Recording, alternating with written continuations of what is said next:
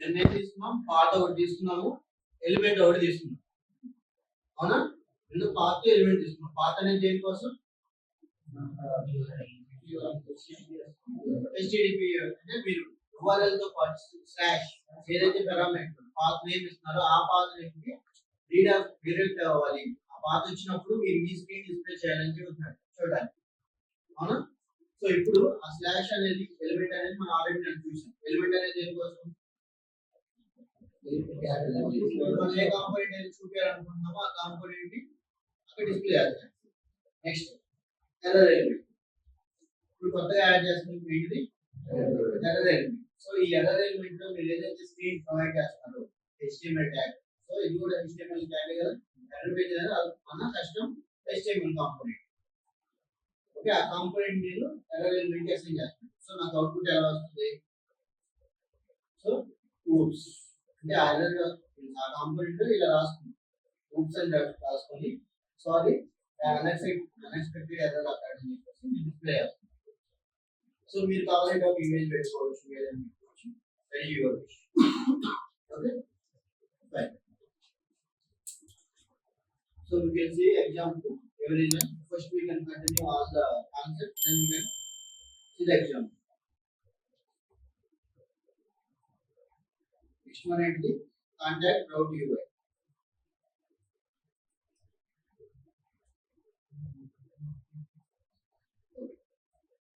So నేను ఇక్కడ ఏం చేస్తున్నానంటే ఇది కూడా ఆల్రెడీ మీరు చేసిందే, మీరు ప్రాక్టీస్ చేసిందే మీకు ఆల్రెడీ కంప్లీట్ అయిపోయింది. నెక్స్ట్ నేను ఏం చేస్తున్నాను, ఒక కాంపోనెంట్ క్రియేట్ చేస్తున్నా, ఆ కాంపోనెంట్ ఇంపోర్ట్ చేసుకొని సో ఇక్కడ పాత్ నేమ్ అనేది రూట్ స్లాష్ అనేది మనం ఆల్రెడీ చూసాం కదా. సో దాని కాకుండా ఇక్కడ ఏం చేస్తున్నాం, contacts slash colon contact ID అని ఉంది. సో ఇక్కడ గుర్తుపెట్టుకోండి, కోలన్ కాంటాక్ట్ ఐడి అని ఉంది కదా. Contact slash colon contact ID.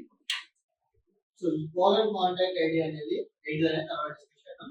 First ఇంతవరకు ఓకే.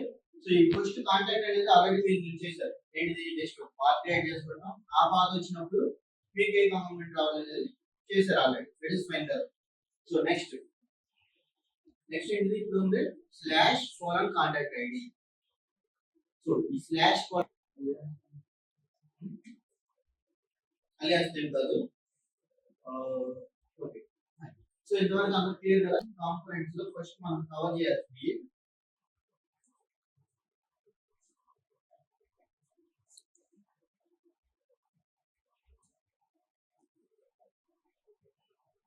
లైబ్రరీకి ఫీచర్స్ ఏంటి? లైబ్రరీ ఫీచర్స్ మనకి ఇప్పుడు దాకా ఏం చూసాము, ఇన్స్టాలేషన్ ఏంటో ఏం చూసాం కదా. ఇప్పుడు ఆ లైబ్రరీలో ఏం ఫీచర్స్ ఉంటాయి ఆ వాటిని మనం ఎలా యూజ్ చేసుకుంటాం అనేది first basic routing. Second one ఏంటిదంటే props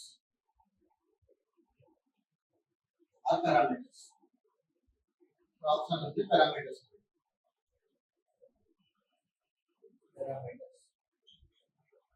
Okay, second one is the parameters. Third one link tag. Fourth one use navigate. Okay, next advantage.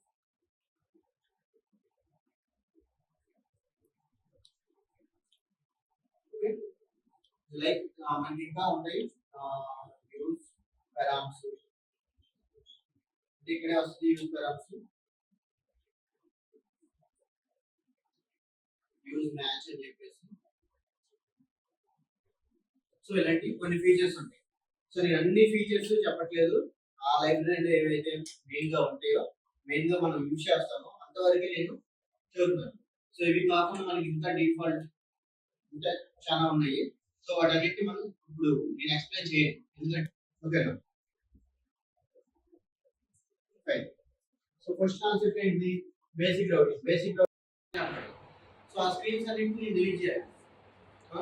So ఇలాగా కొన్ని అంటే ఓన్లీ మొబైల్స్ వరకు వెళ్తుంటే నాకు ల్యాప్టాప్ ఏంటి, లేకపోతే వేరే థింగ్స్ ఉన్నాయి.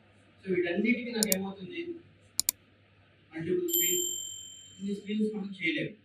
సో దానికి ఉన్న ఆల్టర్నేటివ్ వే ఏంటంటే రౌటింగ్ లో best way parameter concept. So ఈ పారామీటర్ వల్ల మనం ఏం చేస్తాము అంటే ఇక్కడ నేను లాంగ్వేజ్ చేస్తాను. ఇదేంటిది, స్క్రీన్ ఏంటిదంటే మొబైల్స్ అనే స్క్రీన్. నా పాత్ నేమ్ ఏంటిది, ఇక్కడ మొబైల్స్ అనుకుంది ఎగ్జాంపుల్. సో నేను ఇక్కడ ఏం చేస్తున్నానంటే మొబైల్ డీటెయిల్స్, ఈ స్క్రీన్ ఏమిటి, మొబైల్ డీటెయిల్స్. ఓకే, ఈ పాత్ నేమ్ ఏంటి, మొబైల్స్, ఇదేంటి మొబైల్ డీటెయిల్స్. సో నేను రెండే స్క్రీన్స్ చేసుకున్నాను, మొబైల్స్ ఒకటి, మొబైల్ డీటెయిల్స్. ఓకేనా. సో ఇక్కడ నేను ఏం చేస్తాను, ఐఫోన్ నేను క్లిక్ చేసినప్పుడు నేను ఏం చేస్తానంటే ఐఫోన్ కంటూ ఒక యూనిక్ కోడ్ ఉంది, డేటాబేస్ ఎస్క్యూఎల్ ఐడియా ఉంది, యూనిక్ ఐడీస్ ఐడియా ఉంది కదా. సో అలా యూనిక్ ఐడీస్ కానీ లేకపోతే యూనిక్ నేమ్ కానీ ఏదైనా తీసుకుంటాం. ఫర్ ఎగ్జాంపుల్ నార్మల్గా అనుకోండి, ఏంటిది iPhone 15 Pro Max 128 GB something ఇలా బ్లాక్ కలర్ అని చెప్పేసి ఒక నేమ్ ఉంది. ఇది మొత్తం కంప్లీట్ నేమ్. ఈ నేమ్తో నాకు మళ్ళీ ఒక మొబైల్ ఉంటుంది, అవునా, ఒక టైప్ ఆఫ్ మోడల్ మొబైల్ ఉంటుంది. ఓకే, సో ఈ నేమ్ మొత్తాన్ని నేను తీసుకొని ఏం చేస్తాను, ఈ పారామీటర్లో పాస్ చేస్తాను. ఓకే, మొబైల్ డీటెయిల్స్ తో పాటు పారామీటర్ అంటే ఏంటంటే జస్ట్ అది ఒక స్ట్రింగ్ వాల్యూ ఉంది. ఆ స్ట్రింగ్ లో మీరు ఏదైనా పంపించుకోవచ్చు, ఓన్లీ స్ట్రింగ్స్ నే పాస్ చేస్తారు. ఏదైనా స్ట్రింగ్ కానీ నెంబర్ కానీ ఏదైనా you will take as string. Object ని మీరు పంపించుకోవాలనుకుంటే ఆబ్జెక్ట్ ని పంపించడానికి మీకు పాసిబిలిటీ లేదు. ఆబ్జెక్ట్ ని స్ట్రింగ్ ఫై చేసి పంపించుకోవచ్చు పారామీటర్స్.